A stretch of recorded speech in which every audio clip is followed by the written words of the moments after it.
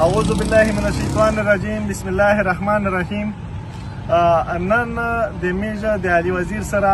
په سنټرل جیل سکر کې ملاقات وشو. ډېر ملګري خو یې نه پرېښول، ملګري د وزیرستان نه د نورو ځایونو نه راغلي وي د ملاقات دپاره، خو هغه اجازات یې راس نه کړ. د دوه کسونو اجازات یې راس کړلې چې دوه کسونه خبرې ورسره وکړي، او هغه هم په شیشه کې هغه د ټلیفون د لارې ولته مجلس ورسره شو. نو چې د علي نام د جیل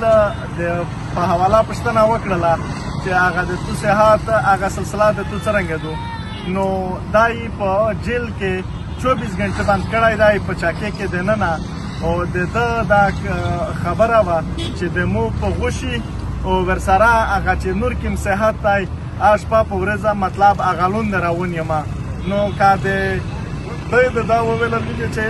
علي دا خبره وکړله ویلې چې که د ډاکټر مو ته څه ترتیب وکړي نو مو ته هغه د صحت چې کومه مسله ده او مې ختمه شي او مو ته سهولات جوړ شي په جیل کې د صحت په حواله، چې مو ته په وخت باندې میډیسن راځي د شوګر د بلډ پریشر او ورسره چې کوم د مو د ملي اړیکې نه د ډېر وخت نه د مو دغه مسله بار بار مې ویلي دي، بار بار کمپلینټس کومه، خو مو ته هغه سهولات دله نه راکوي. نو میجه د موجوده حکومت نه ورسره د سیند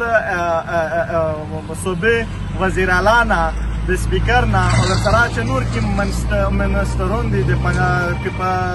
سیند حکومت د سیند صوبې، نو د میجه د دغه نه اپیل کی چې علي ته دا د صحت په حواله چې کوم ډاکټرون دي هغه دغه کولی شي او ورسره کومه د ملاقات سلسله نه میجه د 15 شپې مسلسل لکه روچي خو میج واپس وډوي د ملاقات کوله چې کومه سلسله ده چې میج د ده په صحت باندې خیال وساتي، د صحت په حواله میج ته معلومات وي، د ده د شوګر د بلډ پریشر او په نورې حوالې باندې. نو میج د سیند حکومت نه دا اپیل کی چې میج ته د علي سره په هفته کې چې هر ورځ نه وي په هفته کې د کم از کم میج ته د 4 ورځې 5 ورځې د ملاقات اجازات راس کړي چې هغه میج په ده باندې خیال وساتي او چې د ده په جیل کې دننه د صحت په حواله کومه خبره وي چې هغه میج په هغه وخت باندې تېره کولی شي او خلک ته ویلی شي، د ده ملګري ته ویلی شي، د ده د علاقې مشرون ته ویلی شي چې د علي په جیل کې دننه د صحت په حواله دا دغه خبره ده. نو دا د میج د سیند حکومت نه یو بیا دغه خبره سیند حکومت ته تکراروي چې میج ته د علي سره